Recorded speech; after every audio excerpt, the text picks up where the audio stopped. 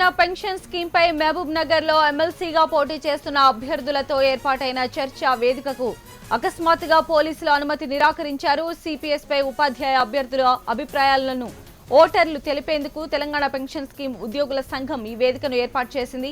Police అధికారుల నుంచి లిఖితపూర్వక అనుమతి కూడా లభించింది. ఇక మరికొద్ది సేపట్లోనే చర్చ ప్రారంభమవుతుందనగా పోలీసులు అనుమతి నిరాకరిస్తున్నట్లుగా తెలుస్తోంది. అల్లర్లు జరుగుతాయని ఇంటెలిజెన్స్ రిపోర్టులు అందటం వల్లనే ఉపాధ్యాయుల చర్చా వేదికను రద్దు చేసుకోమని పోలీసులు చెబుతున్నట్లు నిర్వాహకులు ఆరోపిస్తున్నారు.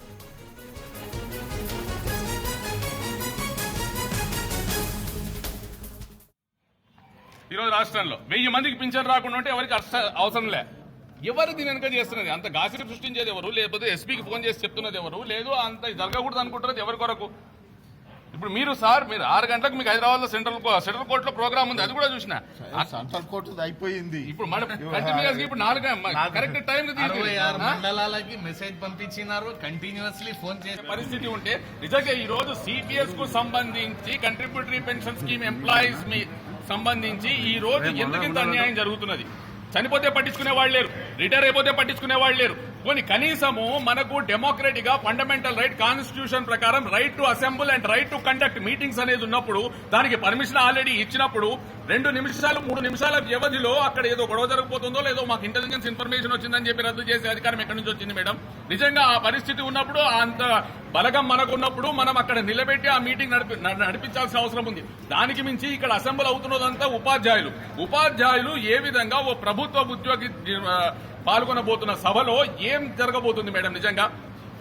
కానీ ఆ పరిస్థితి ఏం చేసిందంటే ఈ రోజు ఆ మీటింగ్ జరగకుండా చేశారు. అంటే సిపిఎస్ మీద కనీసం 12 మంది ఎమ్మెల్సీ కంటెస్టెంట్స్ ఎవరైతే ఉన్నారో వాళ్ళ అభిప్రాయాలు కనుక్కునే అవకాశం కూడా ఈ రోజు సగటు సిపిఎస్ ఉపాధ్యాయునికి కానీ ఉద్యోగికి కానీ ఇవన్నీ పరిస్థితి ఈ రోజు ఏర్పడితే నిజంగా రేపు పొద్దున గెలిచే ఏ ఎమ్మెల్సీ క్యాండిడేట్ కూడా అదే శాసన మండలిలో గానీ ప్రభుత్వాన్ని గానీ లేదా ఎవరినైనా గానీ ఏ విధంగా ప్రశ్నిస్తాడు? ఏ విధంగా మా సమస్యను తీరుస్తాడు?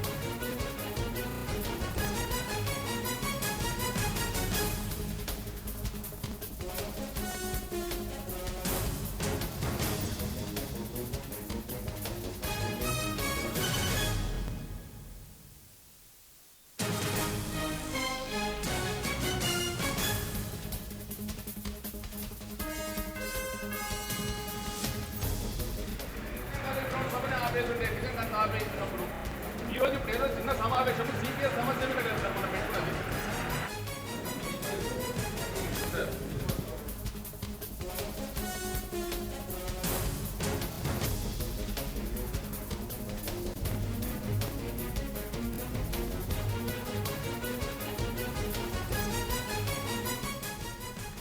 నూతన పెన్షన్ స్కీమ్ పై మహబూబ్ నగర్ లో ఎమ్మెల్సీగా పోటీ చేస్తున్న అభ్యర్థులతో ఏర్పాటైన చర్చా వేదికకు అకస్మాత్తుగా పోలీసులు అనుమతి నిరాకరించారు. సిపిఎస్ పై ఉపాధ్యాయ అభ్యర్థుల అభిప్రాయాలను ఓటర్లకు తెలిపేందుకు తెలంగాణ పెన్షన్ స్కీమ్ ఉద్యోగుల సంఘం ఈ వేదికను ఏర్పాటు చేసింది. పోలీస్ అధికారుల నుంచి లిఖితపూర్వక అనుమతి కూడా లభించింది. ఇక మరికొద్ది సేపట్లోనే చర్చ ప్రారంభమవుతుంది అనగా పోలీసులు అనుమతి నిరాకరిస్తున్నట్లుగా తెలుస్తోంది. అల్లర్లు జరుగుతాయని ఇంటెలిజెన్స్ రిపోర్టులు అందటం వల్లనే ఉపాధ్యాయుల చర్చా వేదికను రద్దు చేసుకోమని పోలీసులు చెబుతున్నట్లు నిర్వాహకులు ఆరోపిస్తున్నారు.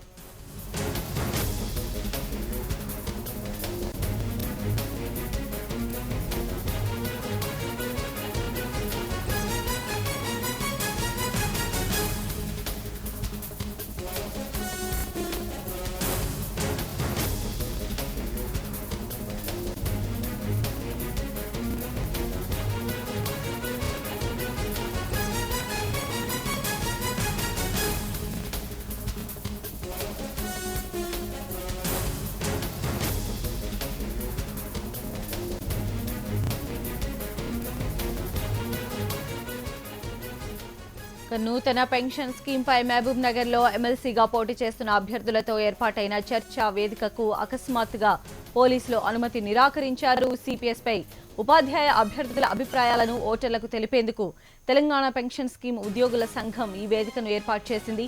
పోలీసు అధికారుల నుంచి లిఖితపూర్వక అనుమతి కూడా లభించింది.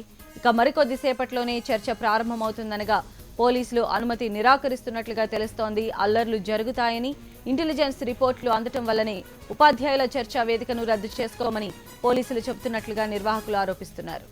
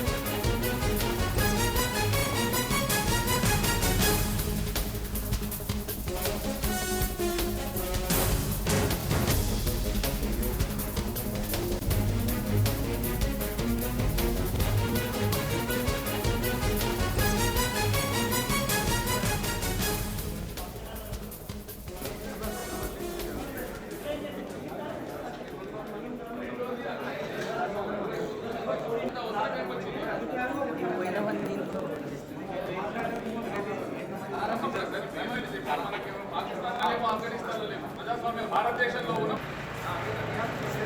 ఇప్పుడు వాడు చేసుకుంటే తీసేసి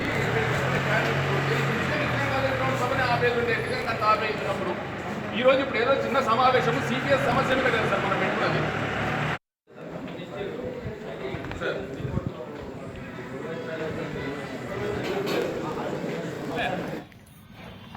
ఈరోజు రాష్ట్రంలో 1000 మందికి పింఛన్ రాకుండా ఉంటే ఎవరికి అవసరం లే. ఎవరు దీని వెనక చేస్తున్నది? అంత గాసిప్ సృష్టించేది ఎవరు? లేకపోతే ఎస్పీకి ఫోన్ చేసి చెప్తున్నది ఎవరు? లేదు అంత జరగకూడదు అనుకుంటున్నది ఎవరి కొరకు? ఇప్పుడు మీరు 6 గంటలకు మీకు హైదరాబాద్ లో సెంట్రల్ కోర్టులో ప్రోగ్రామ్ ఉంది, అది కూడా చూసిన. సెంట్రల్ కోర్టు అయిపోయింది. ఇప్పుడు మన కంటిన్యూస్ ఇప్పుడు 4 కరెక్ట్ టైం 66 మండలాలకి మెసేజ్ పంపించినారు, కంటిన్యూస్లీ ఫోన్ చేసే పరిస్థితి ఉంటే నిజంగా ఈ రోజు సిపిఎస్ కు సంబంధించి కంట్రిబ్యూటరీ పెన్షన్ స్కీమ్ ఎంప్లాయీస్ సంబంధించి ఈ రోజు ఎందుకు ఇంత అన్యాయం జరుగుతున్నది? చనిపోతే పట్టించుకునే వాళ్ళు లేరు, రిటైర్ అయిపోతే పట్టించుకునే వాళ్ళు లేరు. కొన్ని కనీసము మనకు డెమోక్రటిక్ గా ఫండమెంటల్ రైట్ కాన్స్టిట్యూషన్ ప్రకారం right to assemble and right to conduct meetings అనేది ఉన్నప్పుడు దానికి పర్మిషన్ ఆల్రెడీ ఇచ్చినప్పుడు 2 నిమిషాలు 3 నిమిషాల వ్యవధిలో అక్కడ ఏదో గొడవ జరుగుతుందో లేదో మాకు ఇంటెలిజెన్స్ ఇన్ఫర్మేషన్ వచ్చిందని చెప్పి రద్దు చేసే అధికారం ఎక్కడి నుంచి వచ్చింది మేడం? నిజంగా ఆ పరిస్థితి ఉన్నప్పుడు అంత బలగం మనకున్నప్పుడు మనం అక్కడ నిలబెట్టి ఆ మీటింగ్ నడిపించాల్సిన అవసరం ఉంది. దానికి మించి ఇక్కడ అసెంబ్ల్ అవుతున్నదంతా ఉపాధ్యాయులు ఏ విధంగా ఓ ప్రభుత్వ ఉద్యోగి పాల్గొనబోతున్న సభలో ఏం జరగబోతుంది మేడం నిజంగా? కానీ ఆ పరిస్థితి ఏం చేసిందంటే ఈ రోజు ఆ మీటింగ్ జరగకుండా చేశారు. అంటే సిపిఎస్ మీద కనీసం 12 మంది ఎమ్మెల్సీ కంటెస్టెంట్స్ ఎవరైతే ఉన్నారో వాళ్ళ అభిప్రాయాలు కనుక్కునే అవకాశం కూడా ఈ రోజు సగటు సిపిఎస్ ఉపాధ్యాయునికి కానీ ఉద్యోగికి కానీ ఇవ్వని పరిస్థితి ఈ రోజు ఏర్పడితే నిజంగా రేపు పొద్దున గెలిచే ఏ ఎమ్మెల్సీ క్యాండిడేట్ కూడా అదే శాసన మండలిలో కానీ ప్రభుత్వాన్ని కానీ లేదా ఎవరినైనా కానీ ఏ విధంగా ప్రశ్నిస్తాడు? ఏ విధంగా మా సమస్యను తీరుస్తాడు?